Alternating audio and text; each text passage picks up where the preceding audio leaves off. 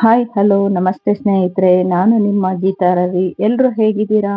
I hope ಎಲ್ಲ ಚೆನ್ನಾಗಿದ್ದೀರಾ ಅಂತ ಭಾವಿಸ್ತೀನಿ. ಯಾರೆಲ್ಲ ಚಾನಲ್ನ ಸಬ್ಸ್ಕ್ರೈಬ್ ಮಾಡದೆ ನೋಡ್ತಾ ಇದ್ದೀರಾ, ದಯವಿಟ್ಟು ಸಬ್ಸ್ಕ್ರೈಬ್ ಮಾಡ್ಕೊಂಡು ನೋಡಿ. ಸ್ನೇಹಿತರೆ, ಇವತ್ತು 1 ವರ್ಷಕ್ಕೆ ನಮ್ಮ ಮನೆಗೆ ಖಾರದ ಪುಡಿನ ಮಾಡೋಣ ಅಂತ ಹೇಳಿ ಎಲ್ಲ ರೆಡಿ ಮಾಡ್ಕೊಂಡಿದ್ವಿ. ಮೆಣಸಿನ್ಕಾಯಿ ಆಗಿರ್ಬೋದು, ಧನಿಯಾ ಆಗಿರ್ಬೋದು, ಕಡಲೆಕಾಳು ಪ್ರತಿಯೊಂದನ್ನು ಬಿಸಿಲಲ್ಲಿ ಚೆನ್ನಾಗೆ ಒಣಗ್ಸಕ್ಕಿಟ್ಟಿದ್ವಿ. ಈಗ ಒಂದೇ ದಿನ ಸಾಕು, ಅಷ್ಟೊಂದು ಬಿಸಿಲಿದೆ, ಸಿಕ್ಕಾಪಟ್ಟೆ ಬಿಸಿಲು. ನಾವು 4 ಜನಕ್ಕೆ ಅಂದ್ರೆ 4 ಫ್ಯಾಮಿಲಿಗೆ 1 ವರ್ಷಕ್ಕಾಗುವಷ್ಟು ಪುಡಿ ಇದು. ನೋಡ್ಬೋದು, ಎಲ್ಲಾನು ಕಾಂಪೌಂಡ್ ಅಲ್ಲೇ ಒಣಗಾಕಿದ್ವಿ. ಸ್ವಲ್ಪ ಮೆಣಸಿನ್ಕಾಯಿ ಮಾತ್ರ ಟೆರೆಸ್ ಮೇಲೆ ಹಾಕಿದ್ವಿ. ಇನ್ನ ನೋಡಿ, ಮೆಣಸಾಗಿರ್ಬೋದು, ಮೆಂತ್ಯ ಪ್ರತಿಯೊಂದನು ನಾವು ಬಿಸಿಲಲ್ಲಿ ಒಂದೇ ದಿನ, ಯಾಕಂದ್ರೆ ಸಿಕ್ಕಾಪಟ್ಟೆ ಬಿಸಿಲಿದೆ ಗೊತ್ತಲ್ವಾ, ಬಿಸಿಲು ಬಗ್ಗೆ ಯಾರಿಗೂ ಏನು ಹೇಳೋದೇ ಬೇಡ.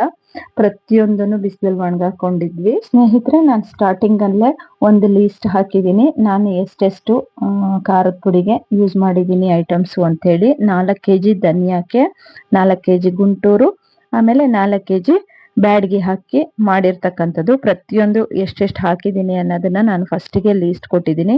ಇನ್ನು ಇದನ್ನೆಲ್ಲ ತೊಟ್ಟು ಮುರಿಬೇಕು. ತೊಟ್ಟೆಲ್ಲ ಮುರಿದಿರೋದು ನಾನು ವಿಡಿಯೋ ಮಾಡ್ಕೊಳಕ್ ಹೋಗಿಲ್ಲ. ನೋಡ್ಬೋದು, ಕಾಳೆಲ್ಲ ಈ ತರ ಬಿಸಿಲಲ್ಲಿ ಒಣಗಿಸಿ ಕಟ್ಟಿಟ್ಟೆ. ಯಾಕಂದ್ರೆ ಒಂದೇ ದಿನ ಬಿಸಿಲಲ್ಲಿ ಒಣಗಿಸಿದ್ದು, ಮಾರನೇ ದಿನ ಹುರಿದಿದ್ದು. ಒಂದೇ ದಿನ ಮಾಡ್ಲಿಲ್ಲ ನಾವು, ಒಂದಿನ ಇಡೀ ದಿನ ಬಿಸಿಲಲ್ಲಿ ಚೆನ್ನಾಗಿ ಒಣಗಿಸಿದ ನಂತರ ಮಾರನೇ ದಿನ ಹುರಿದಿದ್ದು ನಾವು. ಸ್ನೇಹಿತರೆ ನೋಡ್ಬೋದು, ಪ್ರತಿಯೊಂದನ್ನು ನಾವು ಈ ತರ ನೀಟಾಗಿ ಆರ್ಗನೈಸ್ ಮಾಡಿ ಇಟ್ಟಿದ್ವಿ. ಇದು ಸ್ನೇಹಿತರೆ ನೆಕ್ಸ್ಟ್ ಡೇ ಮತ್ತೆ ಒಂದ್ ಸ್ವಲ್ಪ ಹೊತ್ತು 1 hour ಅಷ್ಟು ಬಿಸಿಲಿಗೆ ಒಣಗಾಕಿ ಇವನ್ನೆಲ್ಲ ಮತ್ತೆ ಹುರಿಲಿಕ್ಕೆ ಸ್ಟಾರ್ಟ್ ಮಾಡಿದ್ವಿ. ನಾನು ಲೈವ್ ಬೇರೆ ಮಾಡಕ್ಕೆ ಇಟ್ಟಿದ್ದೆ, ಯಾಕಂದ್ರೆ ನಾನು ಲೈವ್ ಮಾಡಿದ್ದೀನಿ. ಇಂಟ್ರೆಸ್ಟ್ ಇರೋರು ಒಂದ್ಸರಿ ಚೆಕ್ಔಟ್ ಮಾಡಿ. ನೋಡಿ ಸ್ನೇಹಿತರೆ, ನಾನು ಧನಿಯಾ ನಮ್ಮ ಸಿಸ್ಟರೇ ಎಲ್ಲ ಹುರಿದಿದ್ದು. ನಾನು ಸ್ವಲ್ಪ ನಂದೇನು ತುಂಬಾ ಕಾಂಟ್ರಿಬ್ಯೂಷನ್ ಇಲ್ಲ, ನಮ್ಮ ಸಿಸ್ಟರ್ ಚೆನ್ನಾಗಿ ಮಾಡ್ತಾಳೆ, ಹಾಗಾಗಿ ಅವಳದೇ ಎಲ್ಲ ಧನಿಯಾನ ನೀಟಾಗಿ ಹುರಿದಿದ್ದು ಆಗಿತ್ತು. ಆಮೇಲೆ ಕರ್ಬೇವಿನ ಸೊಪ್ಪು ಒಂದಷ್ಟು ಕರ್ಬೇವಿನ ಸೊಪ್ಪು, ನಾಟಿ ಕರ್ಬೇವಿನ ಸೊಪ್ಪು ಇಟ್ಕೊಳ್ಳಿ. ಆಮೇಲೆ ಜೀರಿಗೆ, ಎಲ್ಲಾನು ಒಂದೇ ಹದಕ್ಕೆ ಹುರಿಬೇಕು ಸ್ನೇಹಿತರೆ, ತುಂಬಾ ಸೀಸಕ್ ಹೋಗ್ಬಾರ್ದು. ಆಮೇಲೆ ನಾವು ಮೇನ್ ಅಂದ್ರೆ ನಾವು ಕಬ್ಬಿಣದ ಬಾಂಡ್ಲಿಲಿ ಯೂಸ್ ಮಾಡಿದ್ದು. ಕಬ್ಬಿಣದ ಬಾಂಡ್ಲಿಲೆ ನಾವು ಯಾವಾಗ್ಲೂ ವರ್ಷ ಕಬ್ಬಿಣದ ಬಾಂಡ್ಲಿನಲ್ಲೇ ನಾವು ಖಾರದ ಪುಡಿ ಸಾಮಾನನ್ನ ಹುರಿತೀವಿ. ನೋಡ್ಬೋದು, ಎಲ್ಲ ಈ ತರ ಒಂದು ದೊಡ್ಡ ಪಾತ್ರೆಗೆ ಹಾಕೊಂಡಿದ್ವಿ.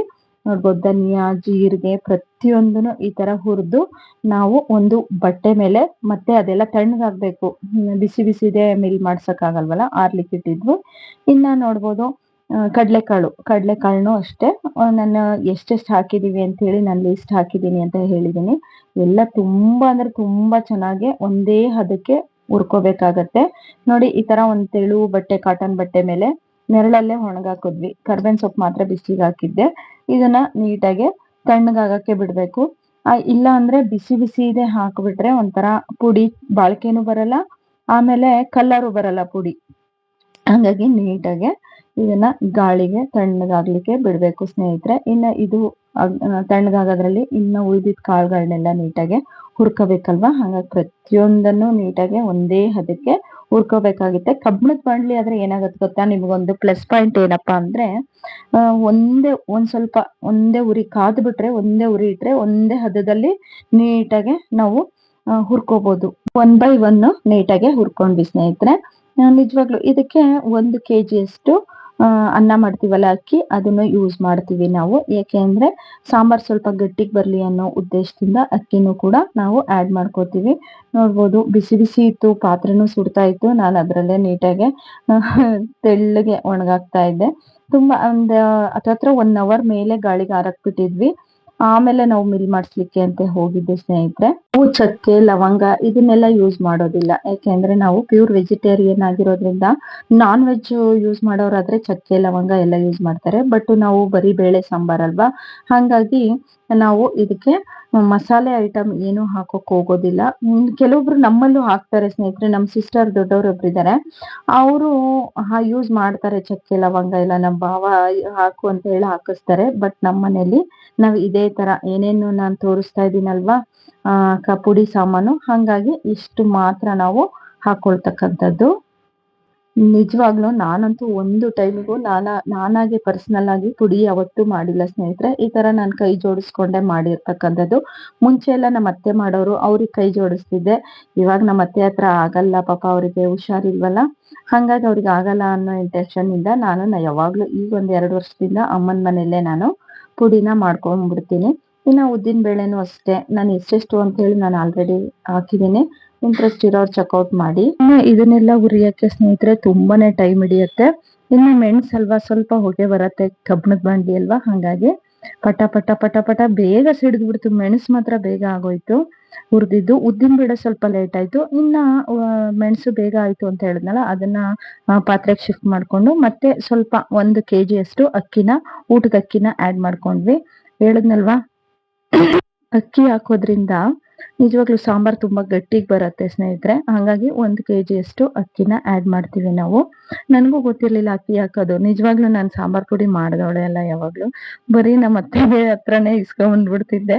ಆಮೇಲೆ ನಮ್ಮ ಅಮ್ಮನ ಹತ್ರ ಇಸ್ಕೊಂಬರೋದು, ಈ ತರನೇ ಮಾಡ್ತಾ ಇದ್ದೆ. ನಮ್ಗೆ ಇದೆಲ್ಲ ರಿಸ್ಕ್ ಅಂತ ಅನಿಸ್ಬಿಡುತ್ತೆ. ಬಟ್ ಇಲ್ಲ, ನಾನು ಈ ಸರಿ ನೋಡ್ಕೊಂಡಿದೀನಿ. ನಮ್ಮ ಅಕ್ಕ ಹೇಳಿದಾರೆ, ನಾನು ಇರೋ ತನಕ ನಾನು ಮಾಡ್ಕೊಡ್ತೀನಮ್ಮ, ಆಮೇಲೆ ನೀವೇನಾದ್ರೂ ಮಾಡ್ಕೊಳ್ಳಿ ಅಂತ ಹೇಳಿದಾಳು ಅವಳು. ವರ್ಷ ಪಾಪ ಅವಳೇ ಮಾಡ್ಕೊಡ್ತಾಳೆ ನಮ್ಗೆ.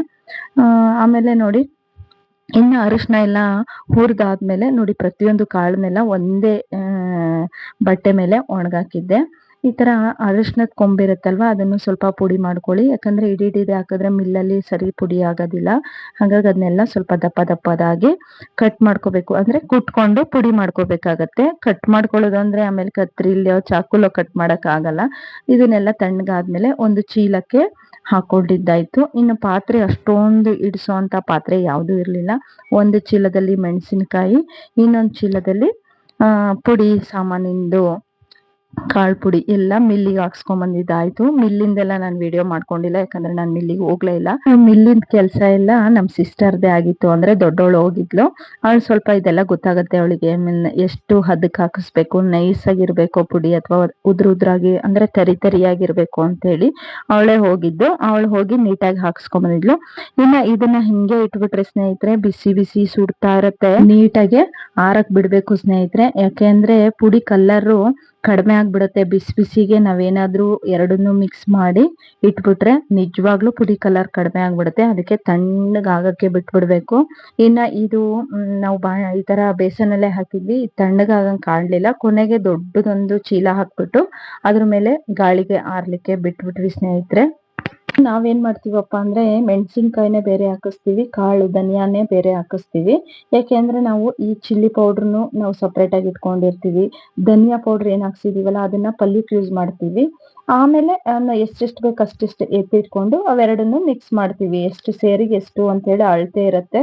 ಆ ಅಳತೆ ಪ್ರಕಾರ ಮಿಕ್ಸ್ ಮಾಡ್ಬಿಡ್ತೀವಿ. ಎಷ್ಟು ಉಳ್ದಿದೆ ಅದಷ್ಟನ್ನು ನೀಟಾಗಿ ಮಿಕ್ಸ್ ಮಾಡ್ಕೊಂಡ್ಬಿಡ್ತಾಳೆ.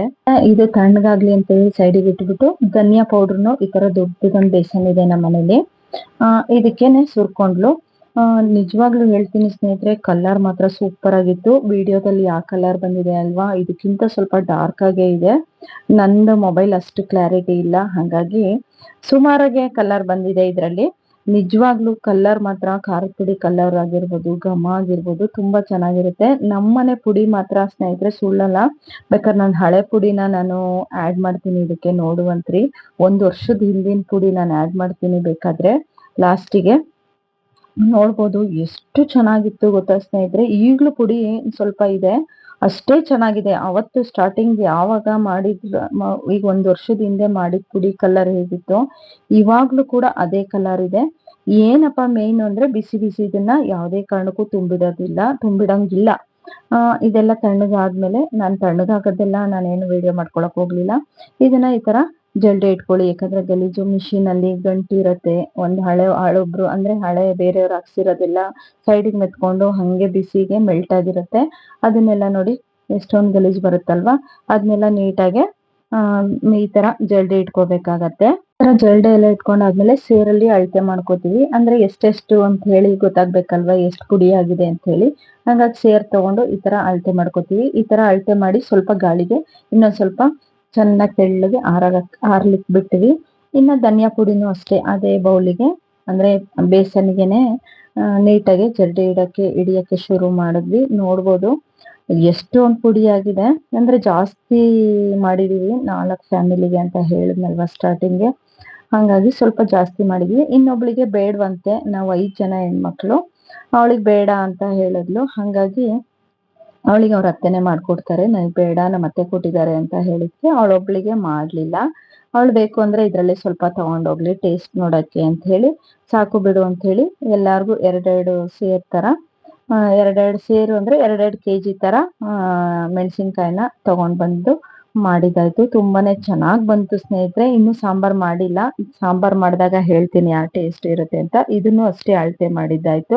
ಸೇರಲ್ಲಿ ಅಳತೆ ಮಾಡ್ಕೊಂಡ್ರೆ ಗೊತ್ತಾಗುತ್ತೆ ಯಾರ್ಯಾರಿಗೆ ಎಷ್ಟೆಷ್ಟು ಅಂತ ಹೇಳಿ. ಧನಿಯಾ ಮತ್ತೆ ಮೆಣಸಿನ್ಕಾಯಿ ಎಲ್ಲ ಜರಡಿ ಇದಾದ್ಮೇಲೆ ಮಿಕ್ಸ್ ಮಾಡ್ಕೊತೀವಿ ನಾವು. ಈ ತರ ಇದೇ ತರನೇ ಮಾಡ್ಕೊಳ್ಳೋದು. ಸಪ್ರೇಟ್ ಆಗಿ ಧನಿಯಾ ಪೌಡರ್, ಚಿಲ್ಲಿ ಪೌಡರ್ ಎಲ್ಲ ಸಪ್ರೇಟ್ ಆಗಿ ಎಷ್ಟೆಷ್ಟು ಬೇಕು ಅಷ್ಟೆಷ್ಟು ತೆಗೆದಿಟ್ಕೊಂಡ್ವಿ ಕವರಲ್ಲಿ. ಊರಿಗೆ ತಗೊಂಡೋಗ್ಬೇಕಲ್ವಾ ನಾವು, ಹಾಗಾಗಿ ಕವರಲ್ಲೇ ಹಾಕೊಂಡ್ವಿ. ಅಲ್ಲೋದ್ಮೇಲೆ ನಮ್ಮನ್ನ ನಾವು ಯೂಸ್ ಮಾಡೋಂಥ ಬಾಕ್ಸ್ಗಳಿಗೆ ಶಿಫ್ಟ್ ಮಾಡ್ಕೊತೀವಿ. ಇನ್ನು ನೋಡಿ ಈ ತರ ಎಲ್ಲ ನೀಟಾಗಿ ಇದು ಮಾಡಿದ್ಮೇಲೆ ಕೈಯಲ್ಲೇ ಈ ತರ ಮಿಕ್ಸ್ ಮಾಡ್ಕೋಬೇಕು ಸ್ನೇಹಿತರೆ. ಆಲ್ರೆಡಿ ನೈಟ್ ಆಗೋಗಿತ್ತು. ಆಲ್ರೆಡಿ 6:45 7 ಗಂಟೆ ಕತ್ಲಾಗಿತ್ತು. ಇದನ್ನ ನಾನು ಲೈಟ್ ಬೆಳಕು ಇಟ್ಕೊಂಡು ಟಾರ್ಚ್ ಇಟ್ಕೊಂಡು ಮಾಡಿದ್ದೀನಿ. ಸ್ವಲ್ಪ ನಾನು ಹೇಳಿದ್ನಲ್ವಾ ಮೊಬೈಲ್ ಕ್ಲಾರಿಟಿ ಅಷ್ಟು ಚೆನ್ನಾಗೂ ಇಲ್ಲ. ಇದ್ರಲ್ಲೇ ಓಕೆ ನೋಡಿ, ಈ ತರ ನೀಟಾಗಿ ಮಿಕ್ಸ್ ಮಾಡ್ಕೋಬೇಕಾಗತ್ತೆ. ಇನ್ನ ಈ ಕೆಲಸ ಎಲ್ಲ ಮುಗಿಸ್ಕೊಳ್ಳೋದಕ್ಕೆ ನೈಟ್ ಆಗ್ಬಿಟ್ಟಿತ್ತು ಸ್ನೇಹಿತರೆ. ನಿಜವಾಗ್ಲೂ ನೋಡಿ, ಬೆಳಗ್ಗೆಯಿಂದ ನಾವು ಹುರಿದು ಎಲ್ಲ ತುಂಬ ಟೈಮ್ ಹಿಡಿಯುತ್ತೆ. ಅಷ್ಟು ಸುಲಭ ಅಲ್ಲ ಹೋಮ್ ಮೇಡ್ ಪುಡಿ ಮಾಡೋದು. ಇನ್ನು ನೋಡಿ, ಕೈಯಲ್ಲೇ ಮಿಕ್ಸ್ ಮಾಡ್ಕೊಳ್ಳಿ. ಸ್ಪೂನಲ್ಲೆಲ್ಲ ಮಿಕ್ಸ್ ಮಾಡಿಕೊಂಡ್ರೆ ಅಷ್ಟು ನೀಟಾಗಿ ಮಿಕ್ಸ್ ಆಗೋದಿಲ್ಲ ಸ್ನೇಹಿತರೆ. ನೋಡ್ಬೋದು, ನಾವು ಎಷ್ಟೇ ಕೈಯಲ್ಲಿ ಮಿಕ್ಸ್ ಮಾಡಿದ್ರು ನೋಡಿ ಅಲ್ಲಲ್ಲೇ ಧನಿಯಾ ಪುಡಿ, ಆಮೇಲೆ ಅಚ್ಕಾರದ ಪುಡಿ ಎಲ್ಲ ಹಾಗಾಗಿ ಕಾಣಿಸ್ತಾ ಇದೆ. ಇದನ್ನೆಲ್ಲ ನೀಟಾಗಿ ಮಿಕ್ಸ್ ಮಾಡ್ಕೋಬೇಕಾಗತ್ತೆ. ಕೊನೆಗೆ ನಿಧಾನಕ್ಕಾಯಿತು, ತುಂಬ ಟೈಮ್ ಹಿಡಿತು. ನಾನು ಹೇಳಿದ್ನಲ್ವ ನೈಟು ತುಂಬ ಟೈಮ್ ಹಿಡಿತು. ಹತ್ತತ್ರ ಒಂದು 8 ಗಂಟೆನೇ ಆಗೋಯಿತು. ಬೆಳಕು ಬೇರೆ ಸ್ವಲ್ಪ ಕತ್ಲೆ, ಆಚೆ ಬೇರೆ ಕೂತಿದ್ವಿ, ಕಾಂಪೌಂಡ್ ಒಳಗೆ ಕೂತಿದ್ವಿ. ಹಾಗಾಗಿ ಸ್ವಲ್ಪ ಅಲ್ಲಿ ಬೆಳಕು ಅಷ್ಟು ಬರ್ತಾ ಇರಲಿಲ್ಲ. ಇನ್ನು ನೋಡಿ ನೀಟಾಗಿ ಮಿಕ್ಸ್ ಮಾಡಿದ್ದಾಯಿತು. ಇನ್ನು ಇದು ಅಮ್ಮನ ಮನೆಗೆ ಎಷ್ಟು ಬೇಕಷ್ಟು ಪುಡಿನ ಈ ಥರ ಒಂದು ಬಾಕ್ಸಲ್ಲಿ ಹಾಕಿ ಇಟ್ಲು.